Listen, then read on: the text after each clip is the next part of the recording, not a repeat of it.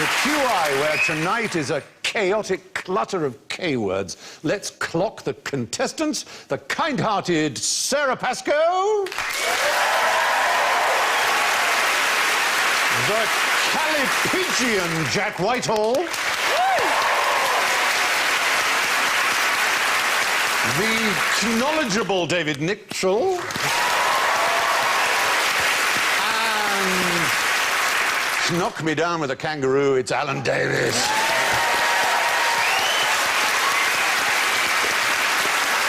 And this week's call signs are all K creatures. Sarah goes...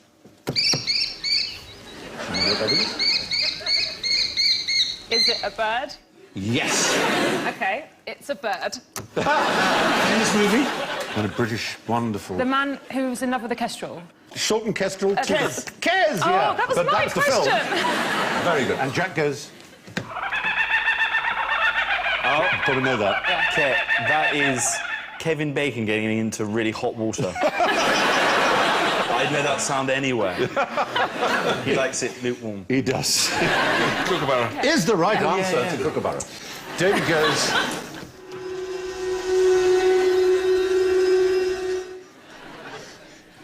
Is that a Klingon spacecraft? Killer bee. Killer bee. Killer bee. Exactly, there you go. And Alan goes...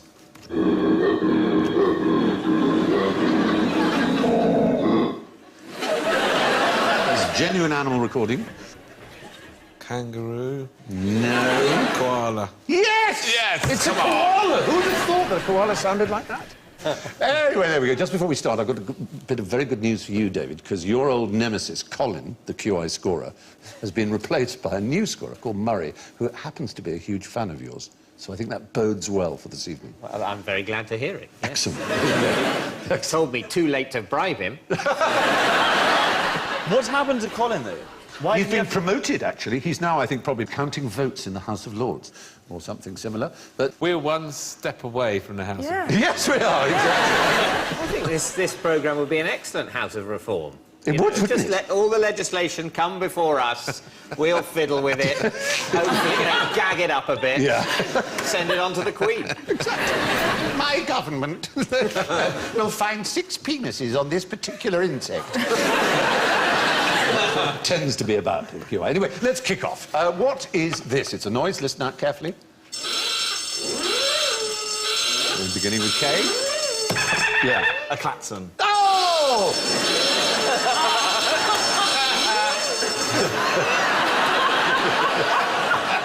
In a strange sort of way, pop just ate itself, didn't it?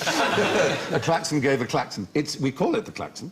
It's not actually a klaxon. So is that a brand name? Like the Tannoy Brilliant. or a Hoover? You're absolutely right, just like Tannoy or Hoover. So what is it, an alarm? It's basically a siren, a noise, and Okay. an alarm noise, exactly. Okay. Klaxon has a very specific sound. It belongs to a company called Lovell McConnell Manufacturing.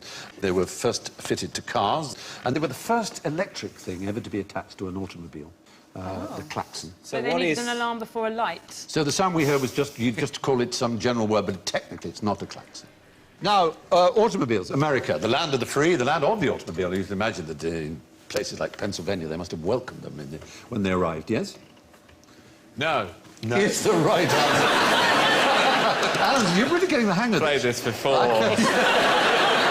You have to intuit. You would be astounded by the Farmers Anti-Automobile Association of Pennsylvania with its list of impractical requirements for motorists. Automobiles travelling on country roads at night must send up a rocket every mile. And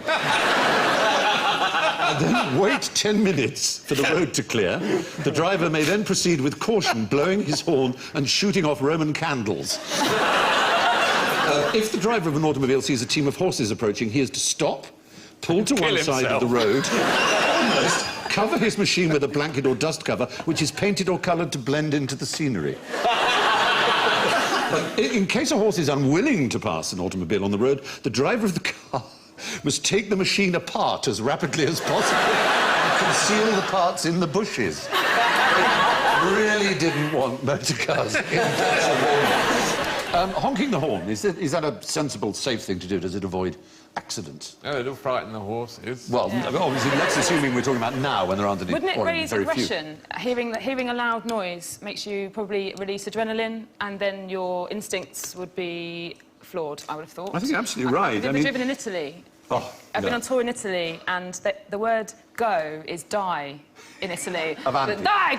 Like, fuck! I'm 19, I'm not a driver. No, but you're absolutely right. There is no evidence that using the horn contributes to safety. There's something interesting with police sirens, isn't there? Because it's two different notes, and the Yeah. reason is if you hear one note for a long time, you can't tell where it's coming from. That's exactly right. You genuinely can't tell. Is that in front of me? Yeah. Should I put, or is it behind me? You just don't know. In America, they have a very good rule when you hear a siren on the road.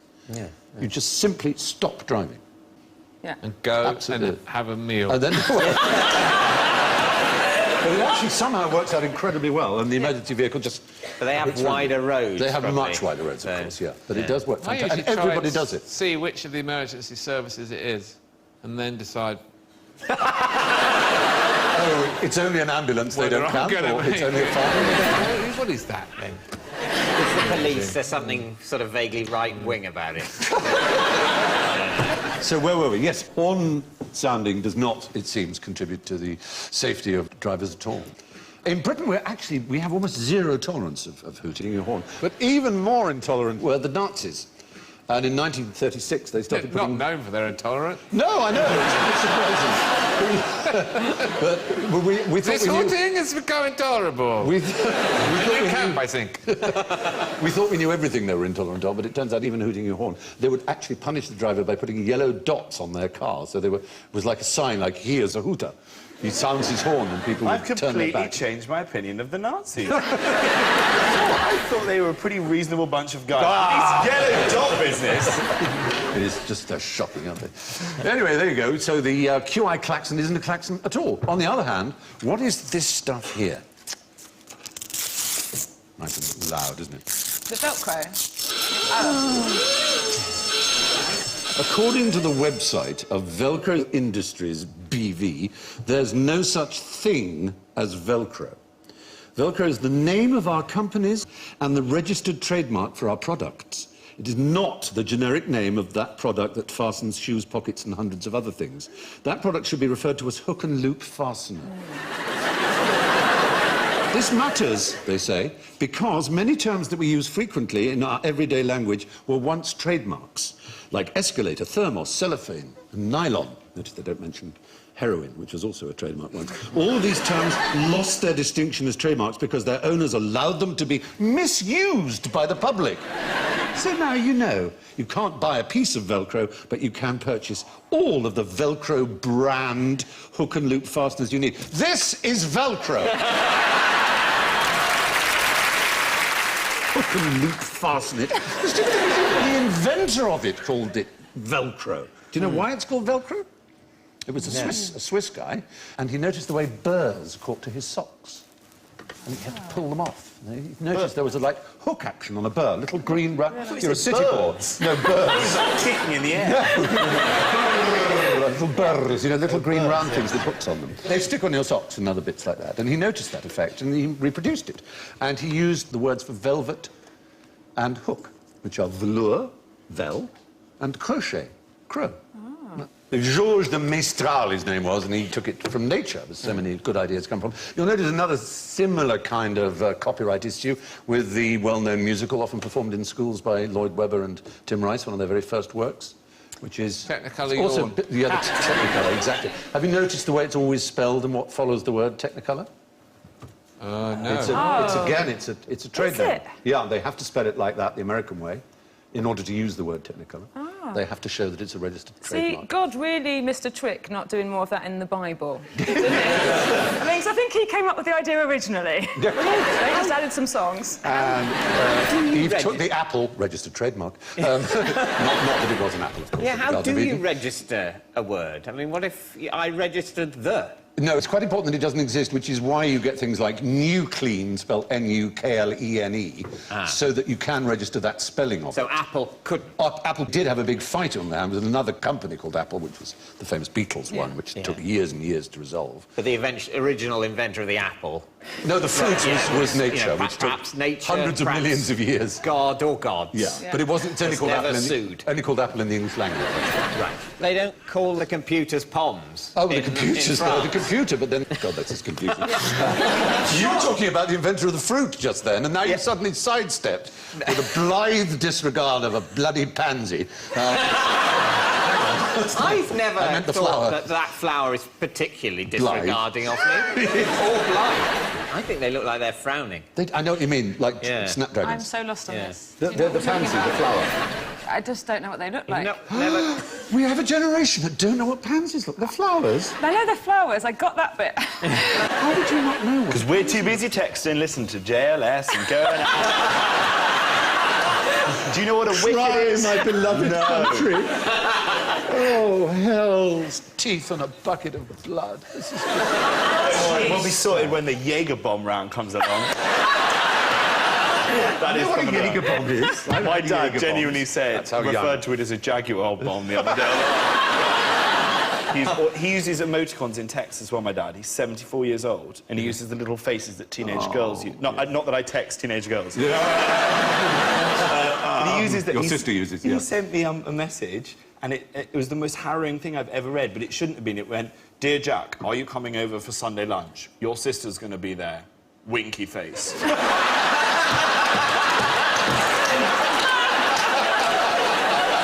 That's wrong. Deeply wrong. How did that happen? Family roast. Oh, lordy, lord. Anyway, according to Velcro, there's no such thing as Velcro, except for this, which is Velcro.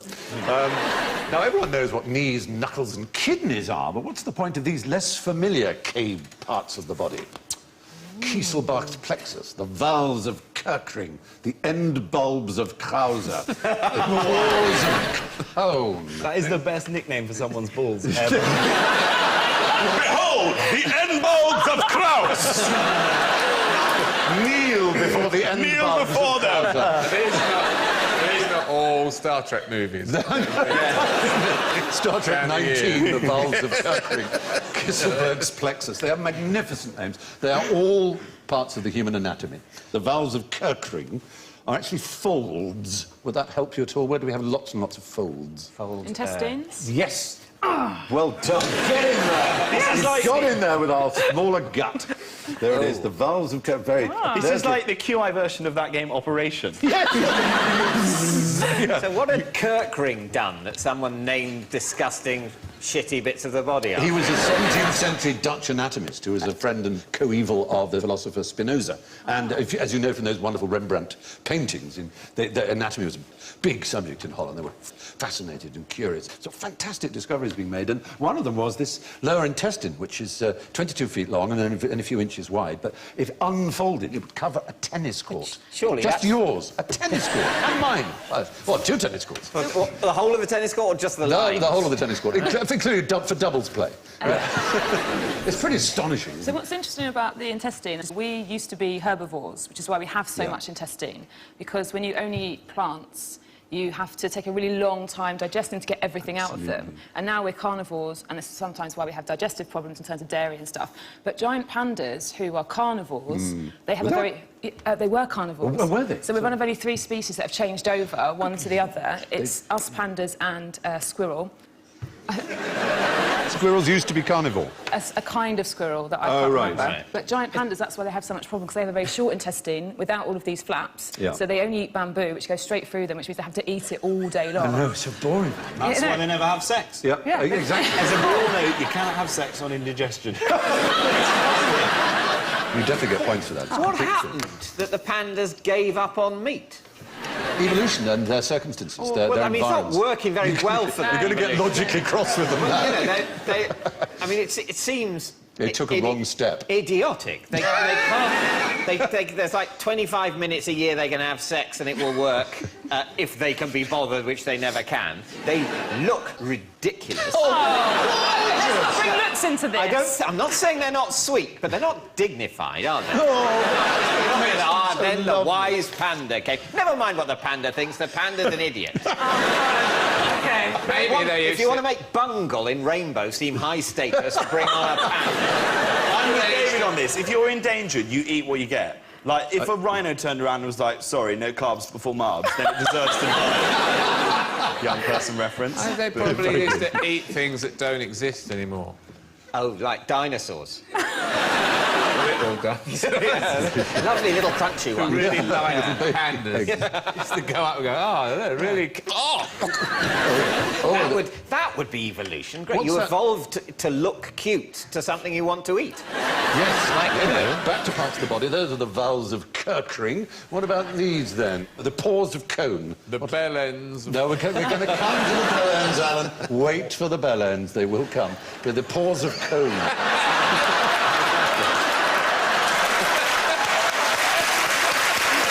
I don't know what's going to come up. I never know what's going to issue It's from another me. ringtone, I can't wait. That is Twitter in a nutshell. Aye, aye, aye.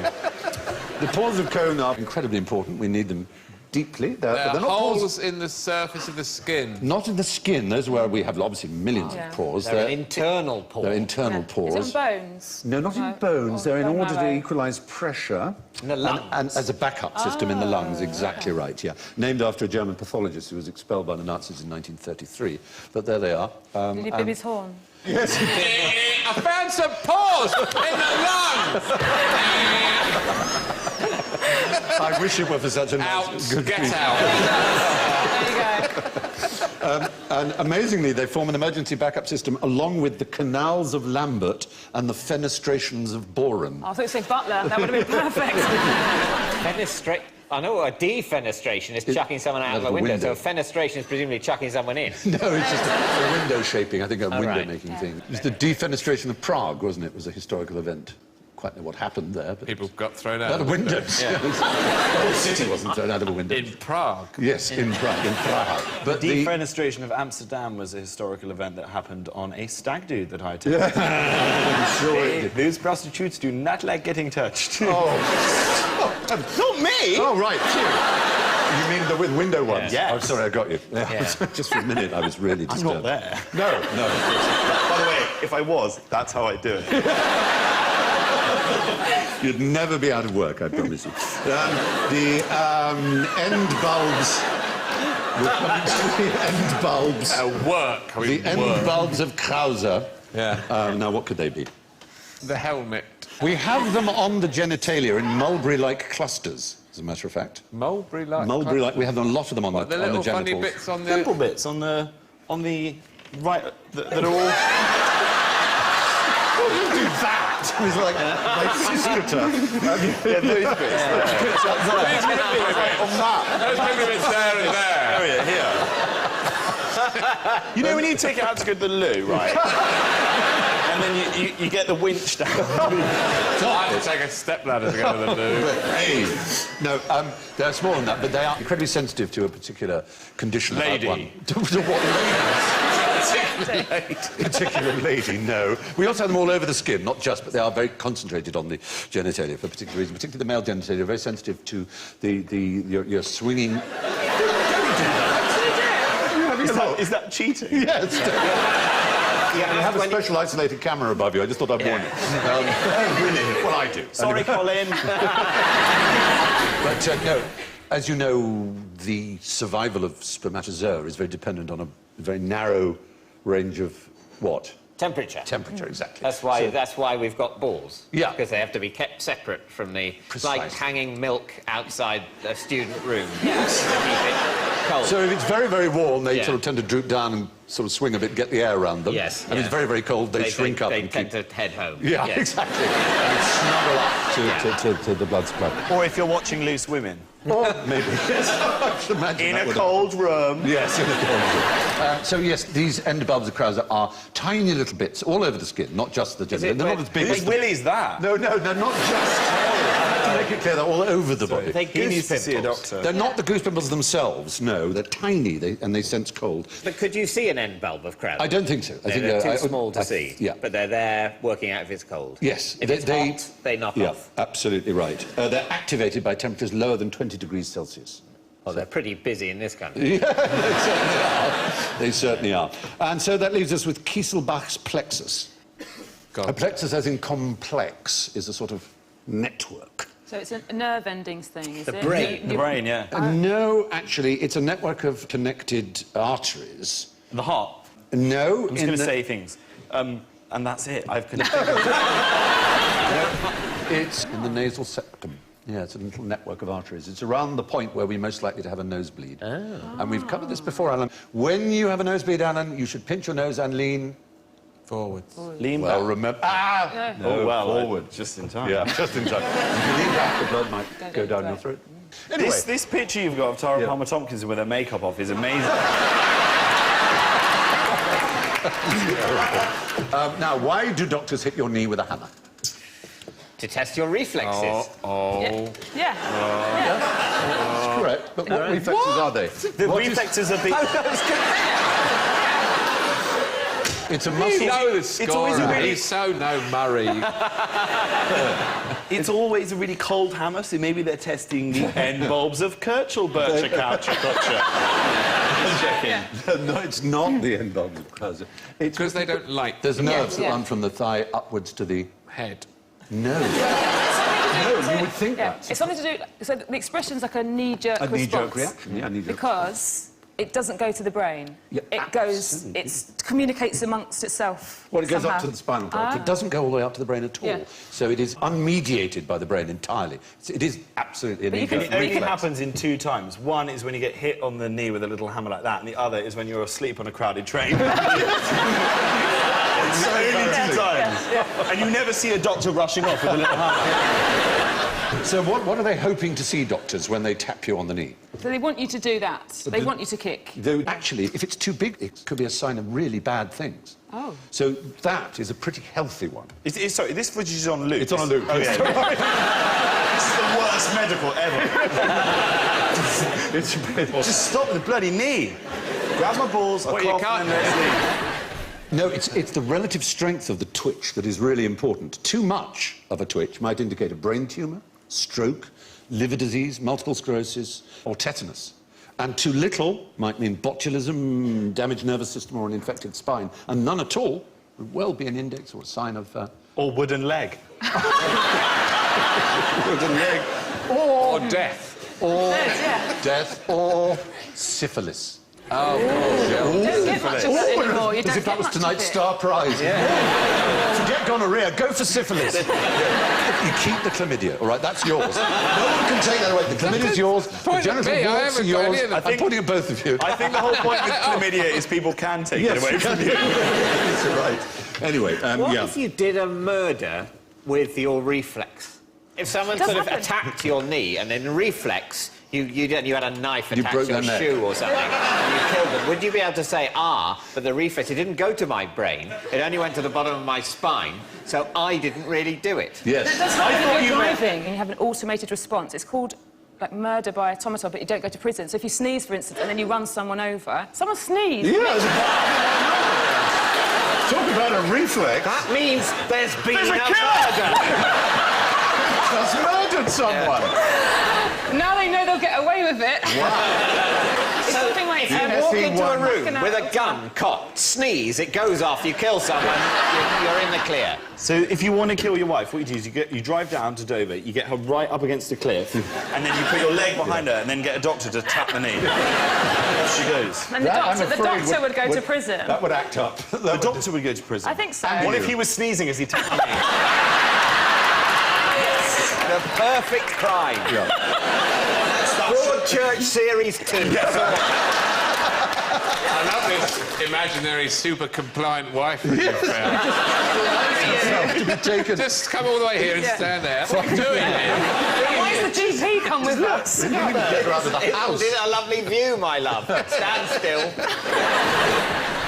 So, when you're hammered, a knee-jerk response is a total no-brainer. Now, why did McCartney's knees displease the Chinese? There is a thing with Paul McCartney where some people don't believe he's Paul McCartney anymore. They believe that he died, and then they had a competition, a Paul McCartney-like competition, and the winner is now Paul McCartney. Yeah. There's a similar theory about the Pope, isn't there? That, Oh, you know, is it's it? not like the same guy, there's been more than one. Gracious. Yeah, because otherwise he'd been, you know, 2,000 years old, so... There's also a conspiracy theory with Tony Mortimer from E17. That... No, I made that up.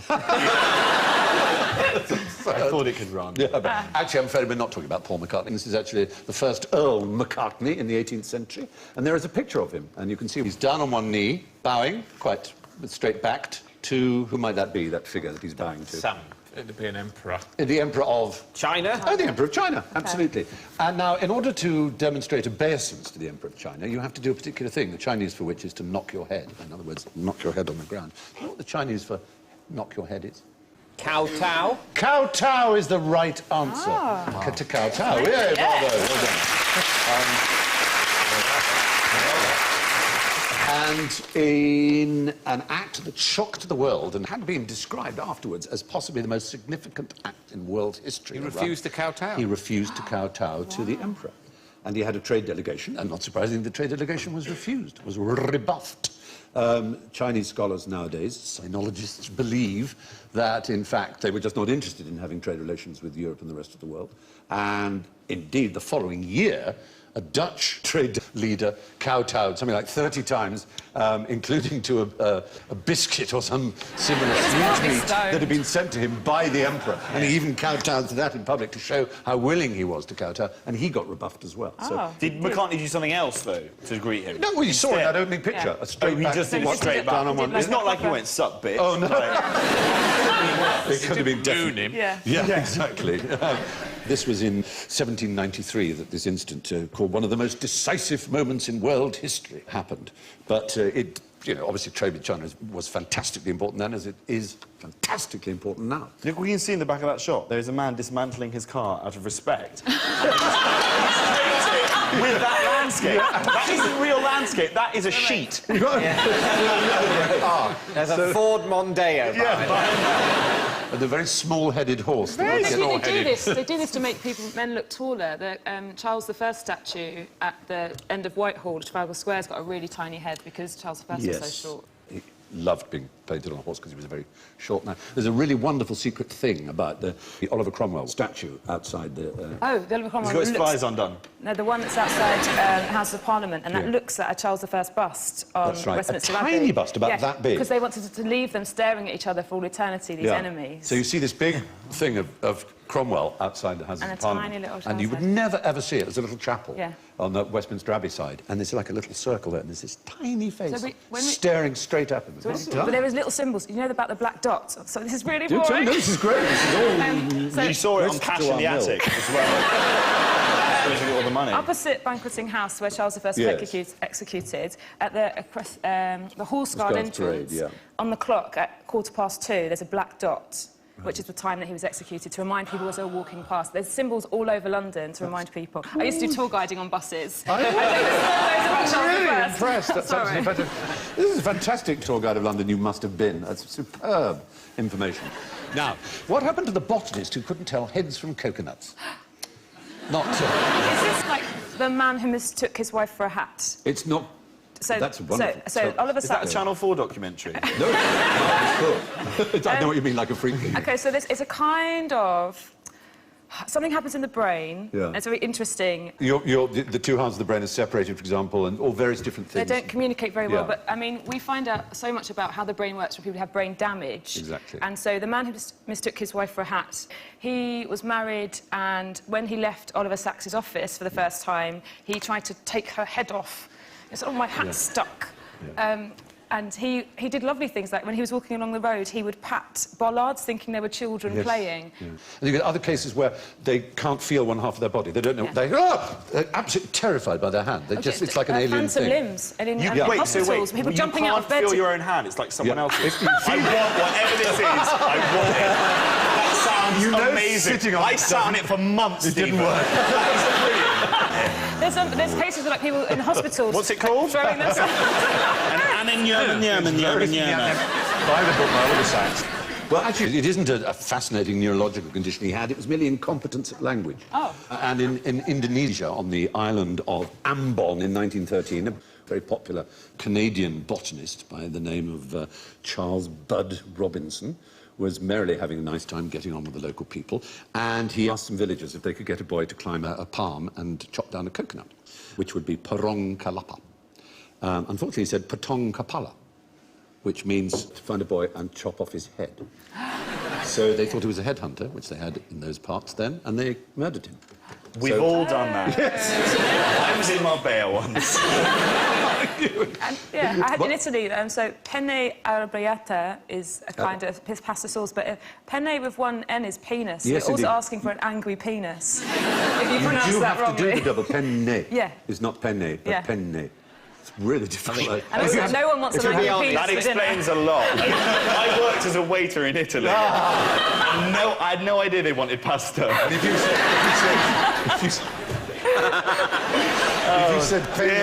you said penne puttanesca, that would mean prostitute's penis. Because that's what puttanesca means. And some people do like that. There you go. So, in fact, funnily enough, that same slip is part of their tourist trade, the difference between Kalapa and Kapala, because you have Kalapa Kapala sold on the island as mementos, which are coconuts shaped into heads. Kalapa Kapala.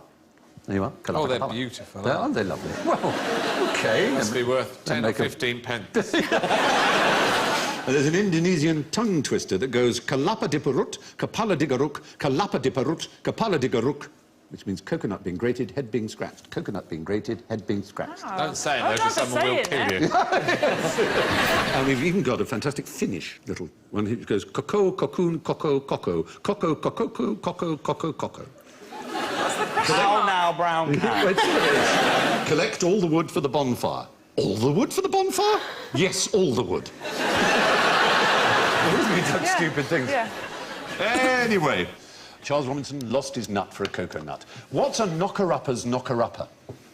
Well, that would be the person that wakes the person that went around the streets waking people by bashing their windows with a long stick. Is completely, utterly and entirely the right answer. Oh. Absolutely. Yes. Absolutely. It seems obvious when you think about it that after the beginning of the Industrial Revolution, as people flocked into cities, they didn't work the usual daylight hours. They had worked in the countryside, and there were no such things as alarm clocks. So they had to be woken up for getting to mill by a tap on the window by a man with a long stick. So did these guys stay up all night? That's the point. A knocker-upper's knocker-upper, as David rightly said, was someone who did stay up all night. And then their last act was to wake up the sleeping knocker-uppers. And then they'd go to bed and be on the night shift, you know, as it were. There was a Dorset knocker-upper, some of them were quite well known, called Caroline Jane Cousins, known as Granny Cousins, who used a lantern on a long pole, so in the winter times would send a bit of light as well as a tap, So that's tap, like one of tap. the SAD lamps. Yes. Kind of happens gradually. Exactly. Did they even have, like, nice breakfasts? Nice That would be a breakfast nice for people touch, who wouldn't work it? in mill. Bacon and eggs on the end of a pole. Very They nice. still do this in some Premier Inns. Lenny Henry Lenny, wakes get you up. personally. There was a famous Limehouse knocker-upper called Mary Smith, but she had a fantastic technique, which was shooting peas out of a pea shooter at the windows. Isn't that cool? That's very cool. And she look a marvellous sight. Yeah. Mary is my kind of woman. Yeah? Put it this way. Would If you Mary like- was round mine, she would not be getting up at 4 o'clock in the morning. It's wonderful photograph. The way she's got her hand on her hips. But anyway, there you are. A knocker-upper's knocker-upper was a human alarm clock's human alarm clock. Now, which organisation do these people represent? The BNP. The Ku Klux Klan. The what? The Ku Klux Klan. No, those are not clansmen. Druids. Nor are they Ghosts. druids. No, are they The ghosts? dressing gown enthusiasts of Northern England. Something more than a dressing gown, though, Are isn't they it? religious people? They are? Is it the worst Halloween party ever where everyone's turned up the same? Yes. No, it isn't. What a gesture.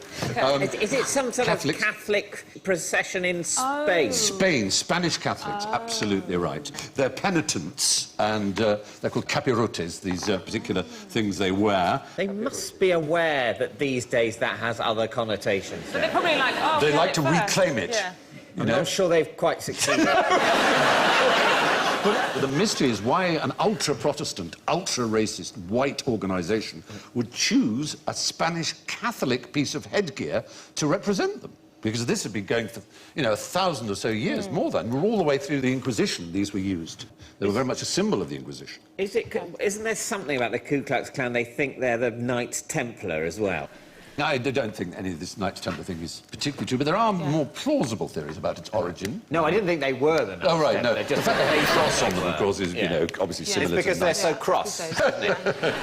The Klan's deep roots may reside in the horse-whispering societies in rural Aberdeenshire, of all places, where there were 6 from the town of Buchan, supposedly, who went over to America and joined the Confederate Army, and afterwards formed this club of Confederate people in the South, which was largely for pranks and high-spirited larks, and until some appalling man called Nathan Forrest joined it and started turning it into an excuse for burning black churches, lynching black people and murdering them. Where does Ku Klux come from? Well, it's from the Greek kuklos, meaning a circle.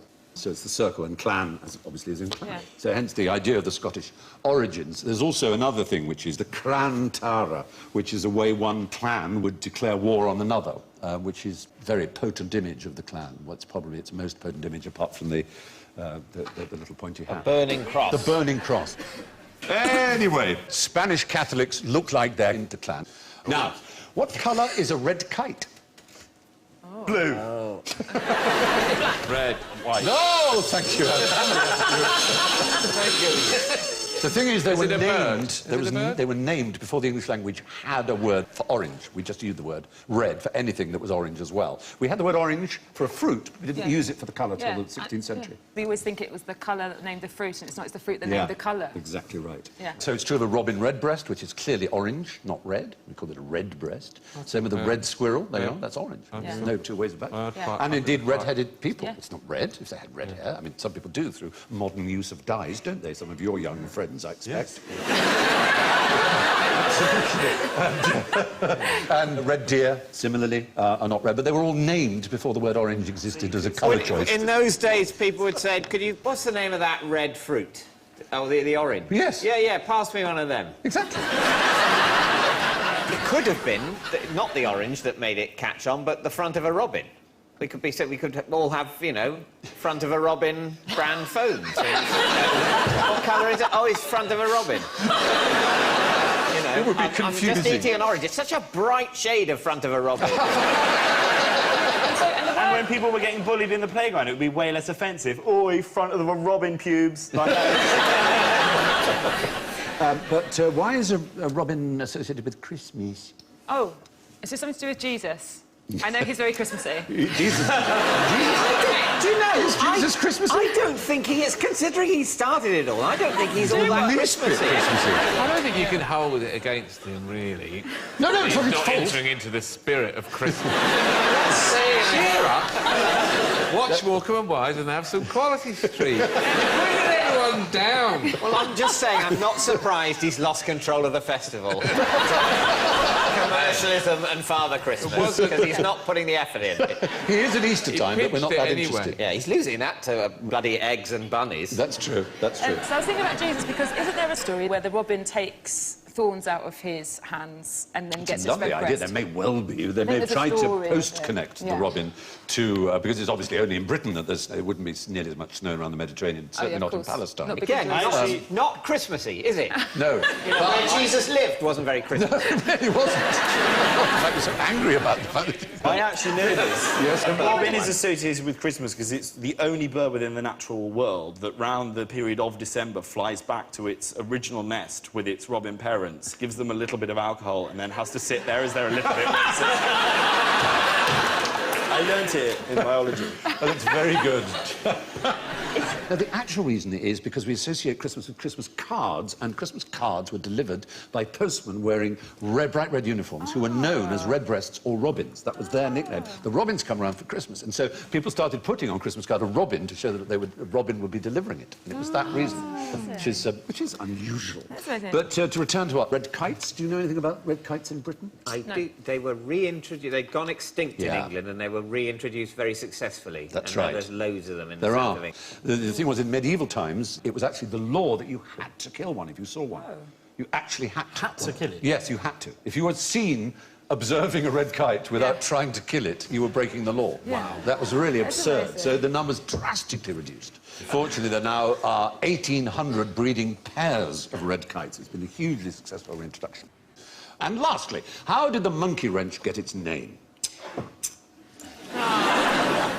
I'm nervous of this because this was a fact that came up on The Unbelievable Truth. The marvellous Radio 4 And quiz there show is they did. it has happened before that facts we've asserted on The Unbelievable Truth have been, I think the word is mocked. This programme for being factually incorrect. And, you know, I'll be honest with you, I don't do all the fact-checking.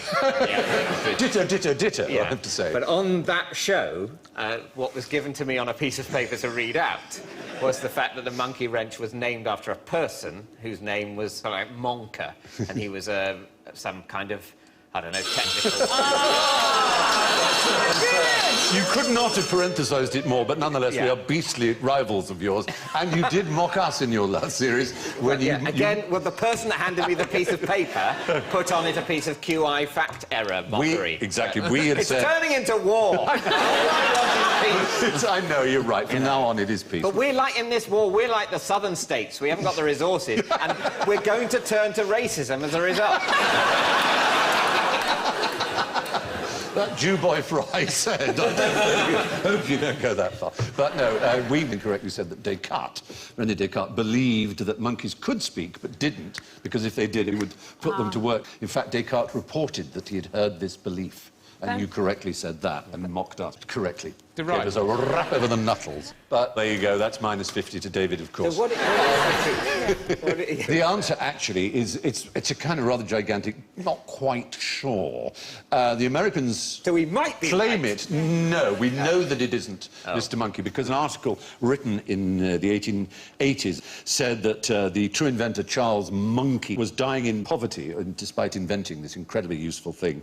The problem here is the term monkey wrench was used in England as early as 1807, and these articles were written in the 1880s, so it's just obviously completely impossible for that to be the case.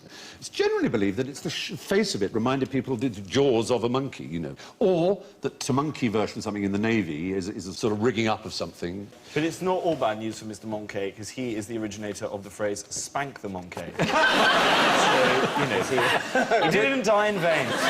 Exactly.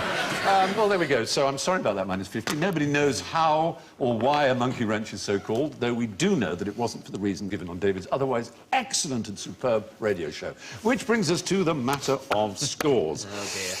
Goodnessly, graciously... Murray can't help me now, can he? I'm afraid it's pretty inevitable that in last place with minus 41 is David Mitchell.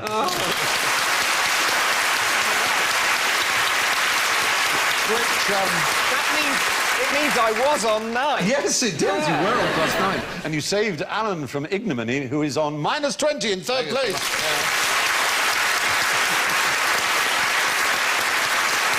A magnificent second place for Jack Whitehall, minus 7.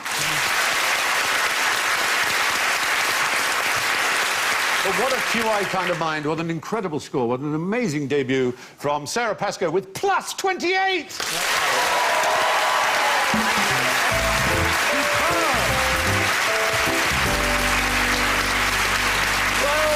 That's all for this week, so it's good night and thank you from Sarah, Jack, David, Alan and me. Good night.